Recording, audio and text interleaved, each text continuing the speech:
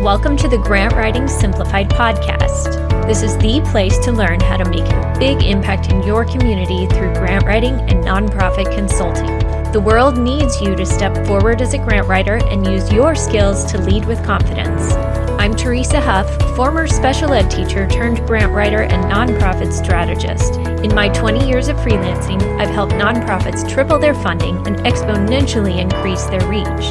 Now I'm stepping up to mentor freelancers and nonprofit leaders like you who are ready to take your skills to the next level. It's time to get intentional about your vision so you can create lasting change in your community. Learn the skills and strategies you need to become the grant writer the world needs. Let's do this. Hey friends, welcome to episode 70. Before we dig in today, I'd like to share a tool with you that I have found really useful. Nonprofits and grant writers often ask me where to find grants and how to keep up with all the different deadlines, especially when you're juggling a lot of projects and even for multiple clients. Recently, I discovered Instrumental, and it's made my grant searching and tracking go so much faster. They have so many cool search features and lots of funder data that's right there in the system. All that would normally take me hours to dig up on my own. Instrumental really does bring all your grant prospecting, tracking, and the ongoing management all under one roof. I like it so much that I partnered with Instrumental to give you a free 2-week trial and $50 off your first month. Go to teresahuff.com/instrumental. That's instrument with an L, and use the code GWSPOD. Give it a try and let me know how you like it. Today, I have a special guest who is the founder and CEO of the Nonprofit Alliance. I've invited Shannon McCracken on the show to discuss giving trends over the last couple of years, especially as we're kind of winding down from the craziness and aftermath of 2020, and then 2021 with still a lot of uncertainty. And Shannon has kept a really good pulse on everything, and from her vast experience in nonprofit work, you'll see that she has the acumen to be able to analyze and inform what needs to happen next and where these trends are going. Of course, none of us can say exactly, but she has a really good handle on the space. And so we talked through that today of what this means as we're going into 2022 and what kinds of changes really that need to happen and what things we've learned and those things that we can take away from the last couple of years, those experiences that have helped shape what's ahead. So listen in. I think you'll find this really informative and a little bit challenging because she also at the end gives us some challenge questions to consider. And I think it'll be really important to jot those down and sit down and take some time to reflect with your team of how you want to address those and how you want to face that going into the future. All right, everything that we talk about will be in the show notes along with a few other resources, and check out the Nonprofit Alliance as well. All right, here we go. Shannon, welcome to the show. I'm excited to have you and talk shop today. Tell us a random fact about yourself. Oh, a random fact. We're jumping right into the hard stuff. Yes. Okay. So one of my favorite questions to ask people lately has been a new habit or hobby that they picked up during COVID when everything was so unusual for us. And mine is that with a lot of help from YouTube, I learned to knit. Oh, fun. But I did it because I was falling into the deep, dark hole of scrolling my Apple News feed just constantly. Every time my hands didn't have something to do, I was going down the news feed route. What haven't I seen? What haven't I seen? What haven't I read? And it was too much. And so knitting kept my hands busy with something else, kept my brain somewhat busy with something else, and allowed me to just create something different and work out a lot of frustrations and ripping out all those rows that were wrong. I won't claim any talent, no sweaters anytime soon, but if you need a nice, long, straight, simple scarf, I'm your gal. Hey, that's great. I love that idea of not just deciding you're going to stop something, but finding something to replace it with. Because it's not enough to say, I need to stop this habit. We have to have something else to move to in order to really change that behavior. So that's a great example. Very true. We have to fill the space. Yes. And that's a creative outlet too. So tell us a little bit about how you got into nonprofit work and what inspired that. Right out of college, I actually started on the vendor or partner side in a direct marketing shop, and didn't know that that's what I wanted to go into, but I'm so grateful that that's how it happened, because if I'd gone straight into a nonprofit from college, I don't think I would have had that exposure or that opportunity to this field. And I really fell in love with both the art and the science of direct marketing.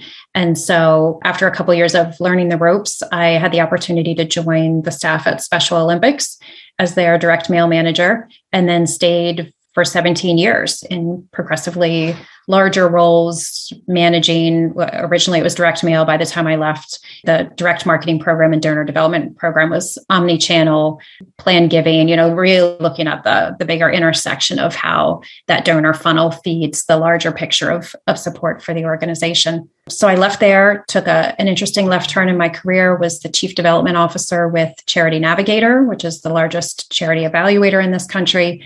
And it was a much smaller staff, fewer than 20 of us at the time. And so in that development role, I got to see, touch, do, learn very quickly other aspects of development that I never could have done in a larger organization like Special Olympics. And because we were a smaller organization, as part of the leadership team, having exposure and responsibility for other governance areas.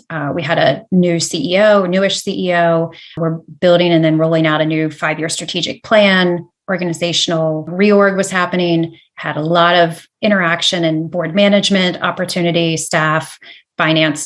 So I got to touch and learn a lot of aspects of nonprofit management. And then 3 years ago, left that to come be the founding CEO of the Nonprofit Alliance, which is an association of and for nonprofit organizations and firms that work with and support nonprofits. Awesome. Your journey sounds pretty similar to a lot of people in that they kind of fell into nonprofit work sideways. It wasn't like you went and trained for nonprofits. Your training and all your steps leading up to it, kind of one thing led to another, and it grew from there. I would say that's true. And I have two schools of thought on that. One is I really want to encourage intentional choice of going into the nonprofit sector and recognizing that for whether it's for younger people at the start of their career or anybody along the path, to really recognize the nonprofit sector as a significant workforce and a place where we can work and thrive and make an impact.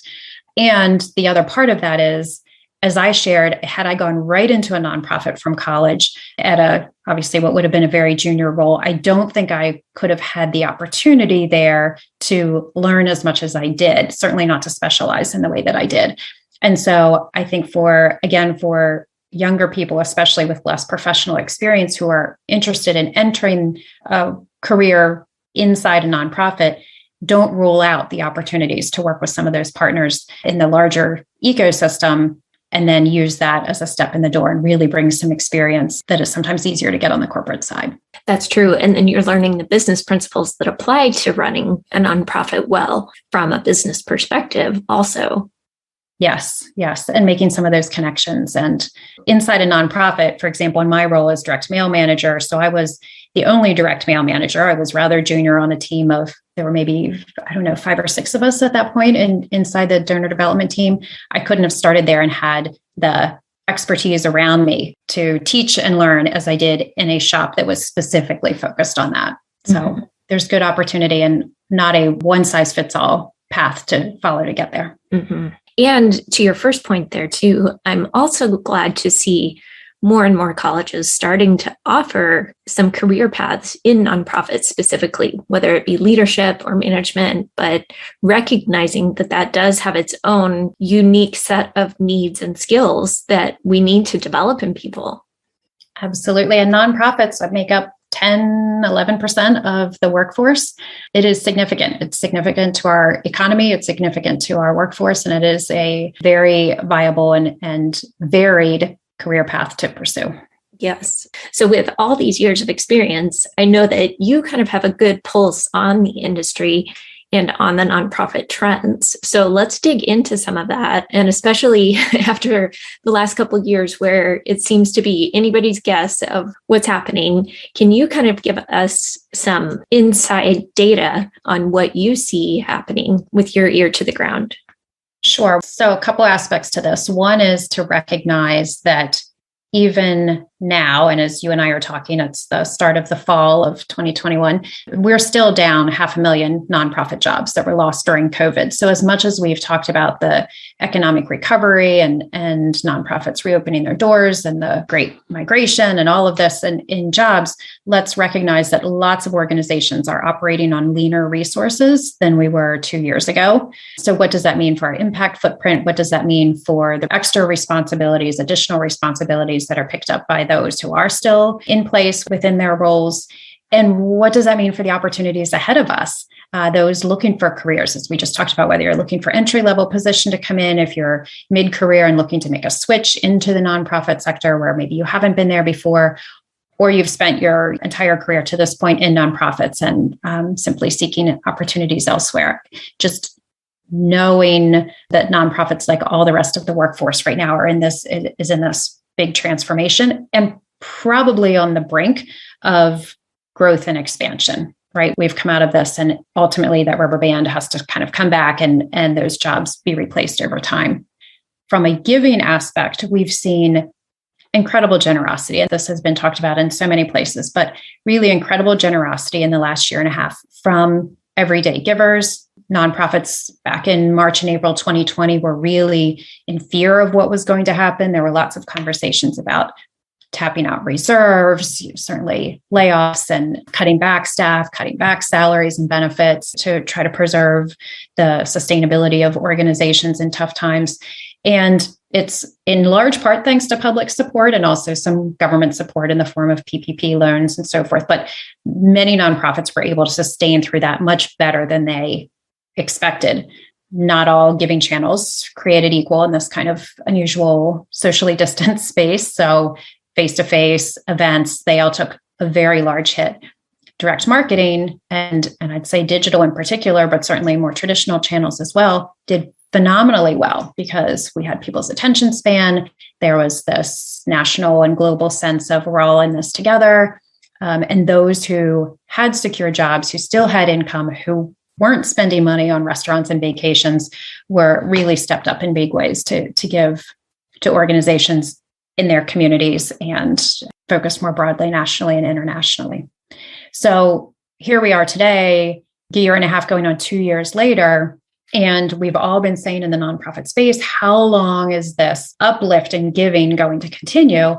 And just what I've started to hear, and I have no data on this, but what I've started to hear just in conversations with nonprofit leaders in the past 2 weeks is that over the summer, organizations started to see some of that softening again, so that the summer giving patterns of 2021 look more like the summer giving patterns of 2019. And so that really opens questions as we're headed into year end. What does that mean for year end? Is it going to look like year end 2019, which for many organizations was not phenomenal? It's probably not going to look like year end 2020. Are we going to fall somewhere in the middle? What does this kind of rebound look like? And how do we plan for this? And so that's what everybody is between workforce and reopening offices and that whole work environment and staff retention. And then the idea of still some interesting forecasting and crystal balling that we're doing with giving both at year end 2021 and then going into calendar 22. That'll be interesting to see what next year looks like after having kind of this unusual bubble the last year and a half. And then what will it be after things kind of rebound and calm down? Do you think part of that is due to during the pandemic, really all we could do was be at home? And like you said, people weren't traveling, they weren't eating out. Now that some of that is picking back up, do you think that's having an impact on this?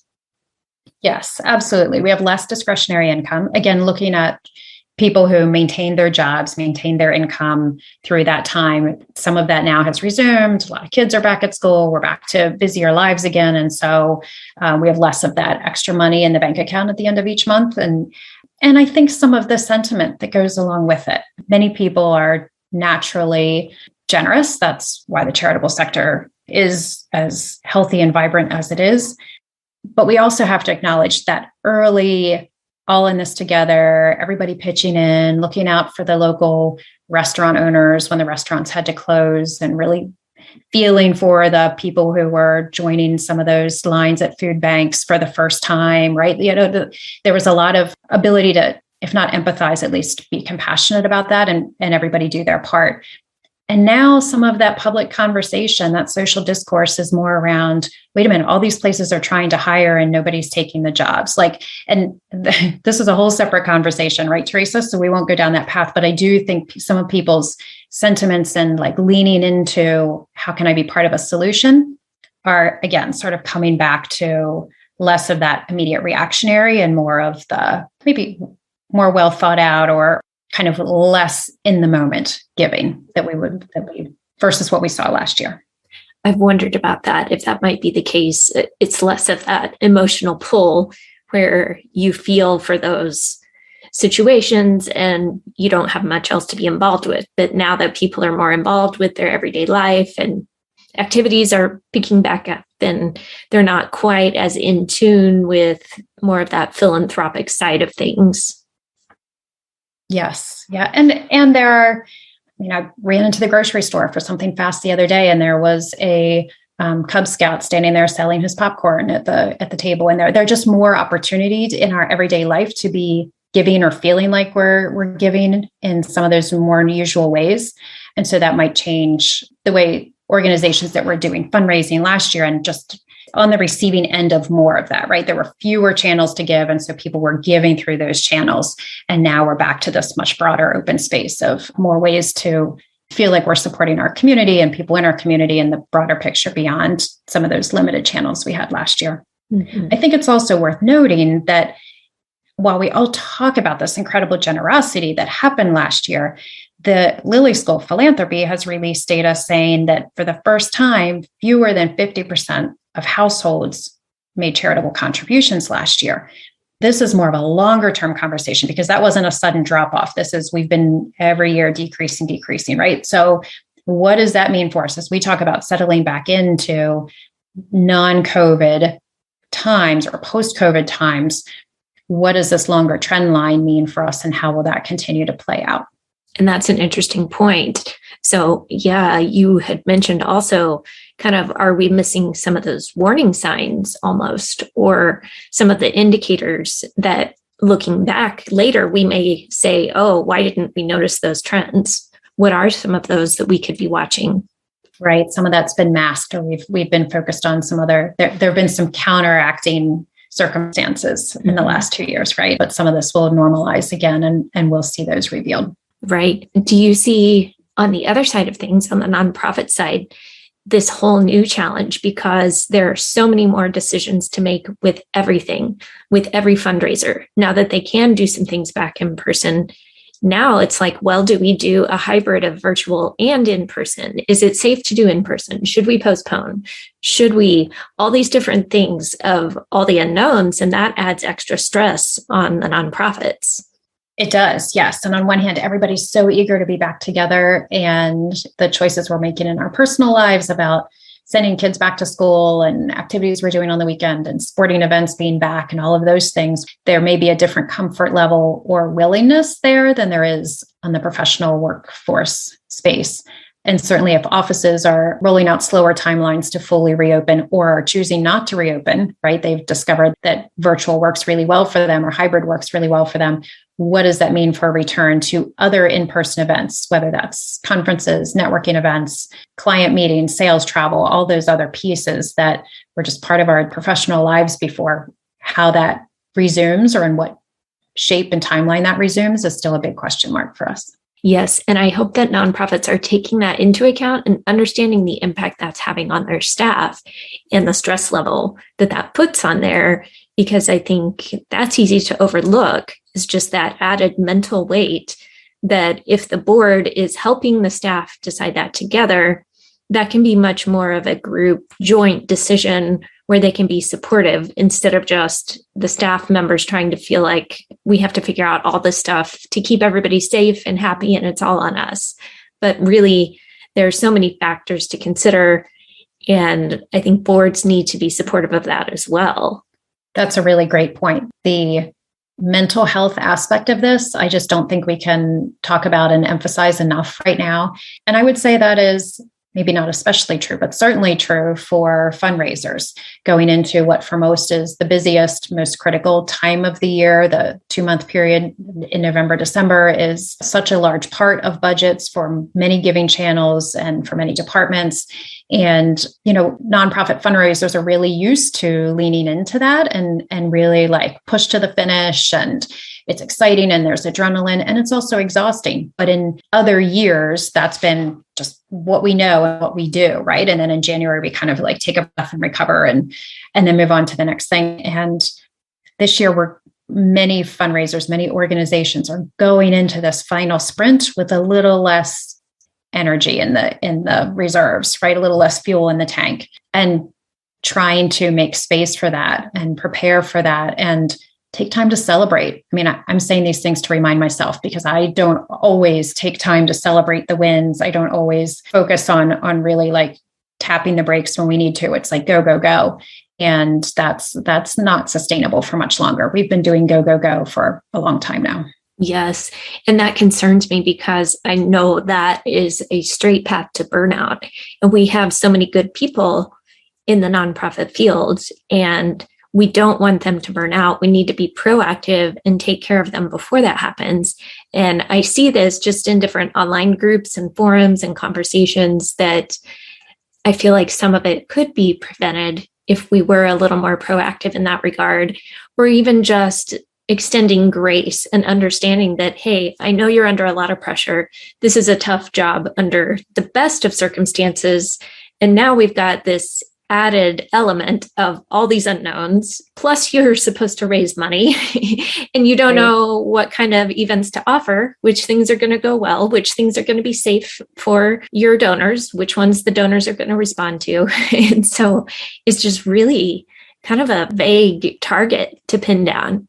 Yes. And this is perhaps, and I'm saying this and thinking about it at the same time. So let's see if I talk myself out of this idea. This may be, when we think about the culture of philanthropy within organizations, this may be a really good time to look around the organization and see who else may be able to support development departments at this time of year. One of the challenges that I've seen and lived inside nonprofit organizations is that end of December time period for most departments, most functions, in many organizations, this will vary, but is a quieter time. It's a time that a lot of people take some time off. Offices may even close for a few of those days before the new year, but development departments can't, right? They have to be on with donor services. They have to be looking at what's happening with revenue coming in, especially with digital and other channels.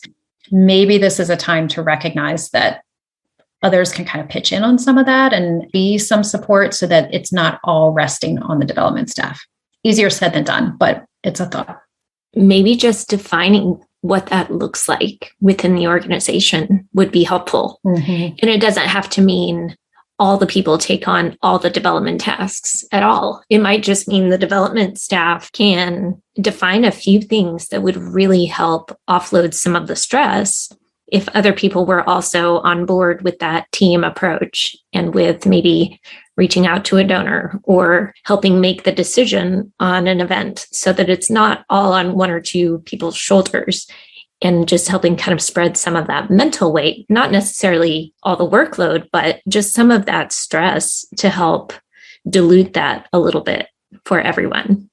Right. And ensuring that some of those support services within the organization are there and accessible. So at the very least, things aren't harder for the fundraisers at this time of year. Like if you need your finance team and the finance team is all on PTO, then the development person has to work that much harder to do something or find something or reassure a donor that their check will be cashed before 12/31, those sorts of things. And so just ensuring that support system is there. Right. Sometimes it's a good opportunity to look at your internal systems too, to see what could we automate more to make those things easier, or to know that they're getting done, or how can we set up a process so the donor knows exactly what to expect when you send in a check. Here are the steps that happen, so that the development person's not having to answer that every single time for individual donors, but Instead, you're more proactive about, here's how we handle this. Here's what happens next. Here's what you can expect from us, and that kind of thing,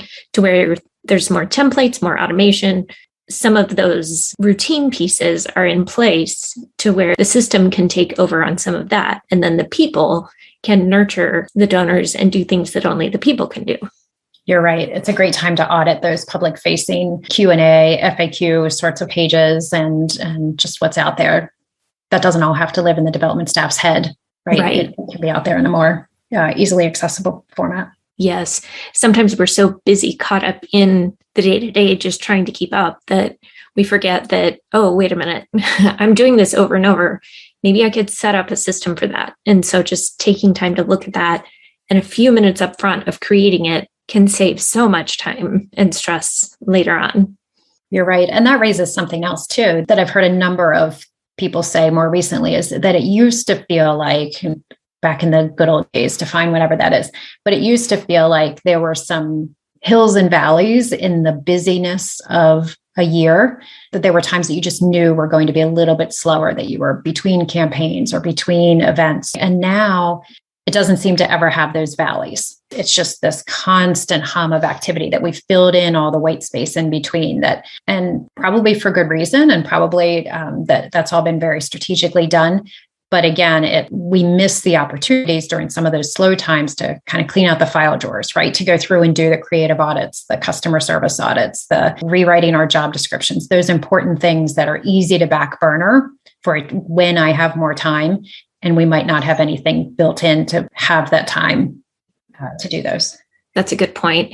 And sometimes we're so close to it, we can't see those things for ourselves because we just do them every day. We just do stuff. But you sometimes need an outside perspective of someone to come in and say, hey, wait a minute, you just did that. Why are you doing it again? You have it right there. You could create that template. And we don't see that when we're so close to it. Right. Yes. It's part of our routine. You mentioned the hills and valleys. Everything is filled now to where there really aren't any empty spaces. And I feel like our plugged in digital culture, while there are so many benefits to that, it also has the downside of, if we're not careful, people feel like they have to be connected 24/7. They have to be available. They have to be responsive. So I feel like we need to really emphasize the leadership's responsibility, but also just within the organization, that feeling that you have to always be turned on, because we need those breaks. We need our home life to be home and separation, even if we're working from home. Now, if we're working at home, we're at work all the time and we're at home all the time. So that tug of war, we really need to somehow have some mental space for each one, and to really give ourselves breaks and permission to take the breaks. Absolutely. I saw somebody post on LinkedIn the other day that they said, okay, I've officially made a decision. When I'm at work, I'm 100% at work. And when I'm at home, I'm 100% at home, because the blending for me isn't working. I thought about that for about 30 seconds. I was like, could I do that? I don't think I could. For me, that wouldn't work. That I don't have the ability to turn one off. I'm always thinking about work, and I'm always thinking about home and family, right? That I'm not two even halves that I can just go one side of the brain or the other side of the brain. Right. But it's about each of us finding what that solution is. And is it specific carved out time, whatever that is. If we haven't figured that out now in the last year and a half, then we should work on it. That's definitely worth considering, because even, you may be thinking about work a lot, but yet like there are times where I just know I need to, maybe for a weekend or maybe for a Sunday, just stay off of social media or turn off my phone for a while and go for a walk. Like certain times where I just need that mental break completely. And maybe I'm still thinking about it, but often that's when the creative ideas will pop up, is when I do take that break. But when I'm connected to it all the time, then there's kind of this underlying different part of my brain that takes over instead of the creativity. So I think we need that rest and that creative outlet as well. And it's ultimately about rebuilding the creativity and the energy and the passion and the strategic mindset to raise money, to have an impact on these causes that we care about so much, that we get up and come to work every day to change lives, to solve these persistent problems in the world. And how can we best do that? How can we bring our best selves to that challenge on a consistent, regular, and sustainable way? And so that's really what it's all about, giving ourselves that space to take a breath and then just go be amazing. Yes, I agree. Well said. And that comes back to your why and knowing and keeping that in front of you. Why am I doing this? And then how can we best do it as a team and personally? And I think it comes back to, we talked briefly about in-person events, the amount of energy, and yes, they can be tiring too, and, plane delays, and we all know that story. But the excitement, maybe excitement's not the right word, but that energy is contagious. When we're together with other people who are problem solving, who are up against some of the same stumbling blocks that we are, who have overcome those stumbling blocks and we can learn from them, who are in the midst of a breakthrough, who are getting to do something we would really love to do, or we're doing something that we can share with others. There's so much energy. And I think people stay in the nonprofit sector and stay in the work that we do, in part because we have this really great ecosystem of smart, passionate people. And if individuals as professionals haven't found a way to keep that connectivity over the 2020 and 2021, then we're missing out, right? And so getting back to those in-person events when we feel safe and able to do so, when budgets come back, that's the other piece for nonprofits. They haven't been spending money on travel in the past year and a half. And we all know when something disappears from a budget, it's really hard to carve it out again, right? So making that piece a priority is, I think, going to be really good just for professional development in the kind of usual sense of learning more tactics and strategies and becoming smarter at what we do. And also the feeding off each other that just helps us learn and innovate exponentially faster than when we're just living in our own little bubble. That's so true. And I hope that boards and the budget team will be supportive of that and recognize the value in that as they are reconsidering new budgets and looking at future years and planning. And I hope that line item doesn't get decreased or, just realize, well, we got by without it for a year. We really don't need to put that back. I hope they recognize the value of that and the importance of it. Yes, being able to quantify that. Somebody in a corporate sales role can show the ROI of being in person at an event, of manning a booth, of attending and being present and being that face of the company. It might be a little bit of a harder case for nonprofits to make. So we have to collectively make that case. Yes.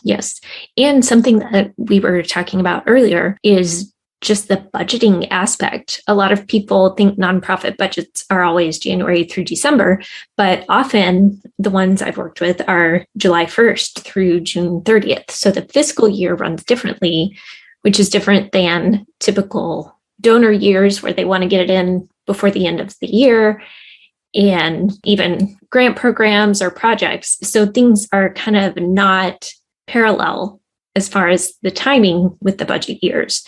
Do you see that as a challenge ever for nonprofits?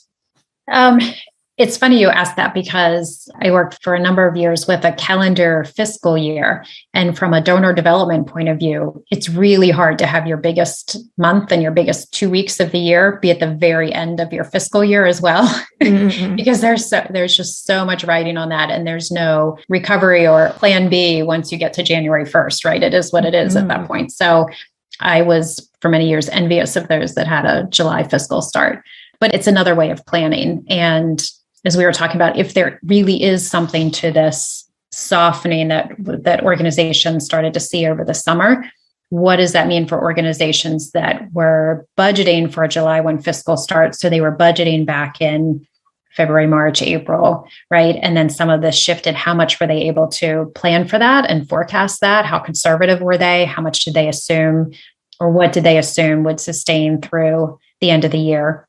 And, that's true for those on a calendar budget too. If you're on a calendar year budget, you're 9 months, 10 months, 11 months as you're coming into the end of the year into a budget that you set back when we were all still literally stuck at home and nobody was going out, and the economy, we didn't have vaccines. Like, there were a lot of things that looked different at that point too. So yeah, this is going to be an interesting time period in fundraising and budgeting to look at in our rearview mirror.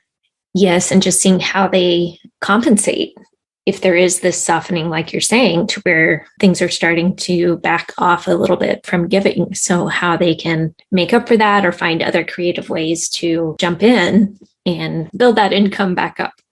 So as we are looking at all of this and the trends that you've seen, what are 2 or 3 recommendations that you would give nonprofits right now as we're finishing up 2021 and going into 2022?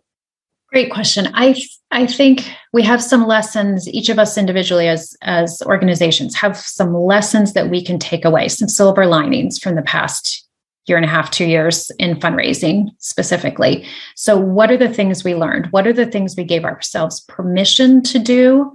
Move faster, roll out things without testing, right? What are some of those things we gave ourselves permission to do in the midst of COVID because it was an unprecedented time and we didn't know kind of month to month what things were going to look like? And not that we always want to live in that weird space, but are there some habits or some choices we made then about our nimbleness that we want to hang on to as we revert to a more ordered and orderly system and process flow, right? So I think it's a great time to kind of look back at that and see if there are any takeaways, some lessons that we can not lose track of in the same way that I'll continue knitting and not looking at my news feed, right? Just because we can go out again doesn't mean that we have to go back to the old way. And that reflection time is important to stop and really look for those lessons, not just keep moving and kind of be in push forward mode, but sometimes it's important to stop and look back. Exactly. And we here at the Nonprofit Alliance, we talk a lot about 15% solutions, because when you look at turning a large ship, when you look at making a really big change and you have to have lots of stakeholders at the table in agreement, and it's really easy to start seeing all the reasons why something's not going to work and you abandon it because you just don't have the time and energy to go down that rabbit hole. But what are the 15% solutions? If you see that you want to get from where you are right now to this bigger goal, what do you have the autonomy, the authority, the resources to do right now to get yourself 15% closer? And just do that. Focus on that. Because at the end of that, then you will be 15% closer, right? And you can either keep going from there, or at the very least, you're better than you were when you started. Some opportunities around that as we're coming out of or going into the next phase of fundraising and donor support and economic impact. What are some of those things that we can do to just keep pushing the ball forward? And then the last thing I would call out, we've talked a lot about COVID and economy in our conversation today, and we haven't talked about the social justice conversation and national reckoning and awareness and intentionality that has been just so critical and so defining in 2020 and 2021. Making sure that we as professionals, as fundraisers, in the way that we are hiring and retaining staff, in the way that we are acquiring and retaining donors, in the way that we are setting our own outcome goals and our KPIs, are being very aware and intentional about ensuring that we have diversity in our donor support, in our workforce, in all aspects of what we do. That goes back to what we were saying earlier about sometimes you just need to stop and audit. You just need to look at what are our practices? What are we doing well? And what do we need to adjust? And sometimes those areas are just so status quo that we forget to stop and look at what could we be doing better? How could we improve this? And how can we stay current and really step this up? So I think that's a good reminder in all areas, all the things that really you can't do that too often. Exactly. I love this comparison. I heard it a number of months ago, but I've come back to it a number of times. Within an organization, finance, budgeting, whatever you call that, that is its own department, and it has its own specialists, its own experts in that field. And they have their own goals and responsibilities within the organization and within the org chart.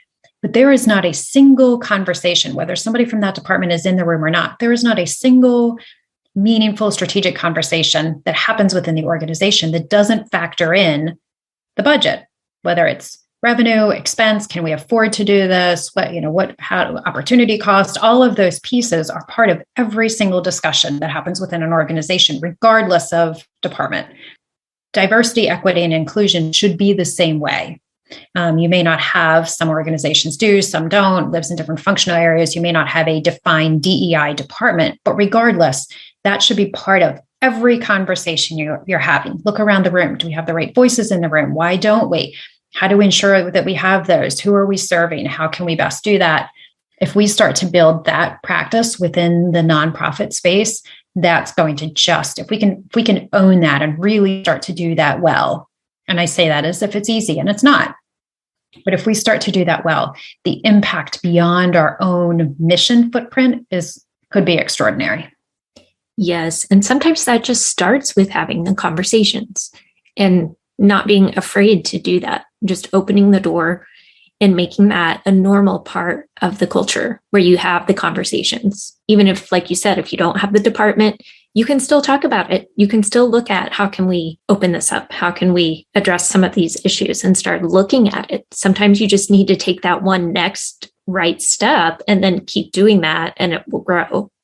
And having shared defined goals within the organization. No organization starts the fiscal year without the budget, right? And every department knows what their accountability is to that budget, whether you're raising money, spending money, you know your piece of that and where you need to end the year in order for the organization to be successful and to meet its goals.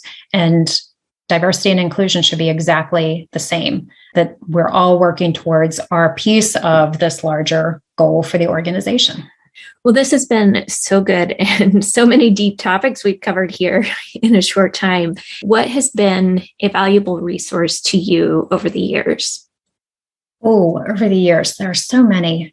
So I'm going to answer your question a different way because I have this habit of buying and accumulating many, many more books than I will ever read. Same. And periodically rearranging them to put new ones at the top with good intentions of getting through them. So I can share the two that I'm really into right now. One is the book, The Givers by David Callahan, which I've read parts of before. And it's one of those books that I go through with a pencil and I'm bending down pages and making notes in the margins. So for me, very important to have a paper, like hard copy of this book. The Givers examines the power and influence of the really mega philanthropists in today's charitable impact landscape, which is a topic that I'm just very interested in. Soapbox for a different day. So that's one I highly recommend. It's been out a few years, but one that should be in everybody's stack. And then the other one, the next one on my list to dig into is Joan Gary's Guide to Nonprofit Leadership, and one that I've become a recent fan. I'm late to the table. I've become a recent fan of Joan Gary and looking forward to diving into her latest book as well. Okay. I'm adding those to my list right now. Yes. The pile grows higher, right? Yes. Oh, my list grows faster than my time to read, but I still try to plow through as many books as I can. Those are great. Well, thank you so much. This has been really good information, and it's great to get a feel for what you're seeing on the front lines as well.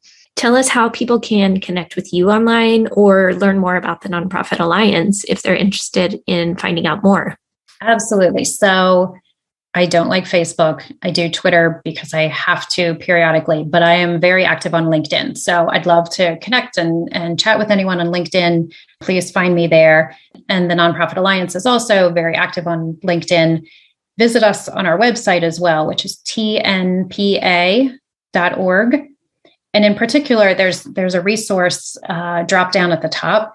And so let me just call out two pages that may be good starting points. One is our jobs board. So whether you're looking for a job, looking to hire, or just trying to keep your finger on the pulse of the job market shifts right now, that's a great place to kind of see what's out there. Many of the jobs are in the fundraising and development area, both nonprofit roles and with the firms and vendors that work with nonprofits. So do check that out. And then also under our resources tab is a diversity and inclusion calendar, which is downloadable. You can import it right into your Google or Outlook or any other online calendar. It has 50 dates that, as we're operating in our professional space, we should just be aware of these dates. Many of the calendars that we have reflect Christian holidays, reflect federal holidays, and we, without meaning to, because we're not being intentional about it, we tend to schedule events, mandatory events, travel over days that are really important and should be recognized and protected for people of different faiths, of different backgrounds. So some of the dates on this calendar are that, and then some are others that just may be important to your team, your clients, your colleagues, and just good to know and recognize and celebrate. Yeah, both of those sound great. I will link to those in the show notes as well. And sounds like some great resources there. And I know you guys often have events and webinars or conferences and things. So I hope people will keep an eye out for those and watch for that, because you always put together some great combinations and great topics. So it's a good place to keep tabs on. Yes, thank you. Our event calendar is right there in the navigation bar at the top too. So check us out. Okay, sounds good. Well, thank you for this. It was great talking to you, and we will stay in touch. Fabulous. Thanks, Teresa. All right, friends, we covered a lot of ground here today. What did you think of Shannon's questions?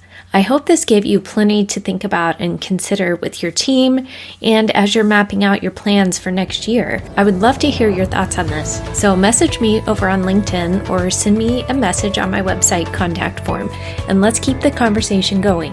All right, quick shout out to today's sponsor, Instrumental, for creating an amazing grant search and tracking tool for nonprofits. What was your biggest takeaway today, and how will you use that to inform your decisions moving forward? Some good things to think about as you go change your world. Talk to you soon.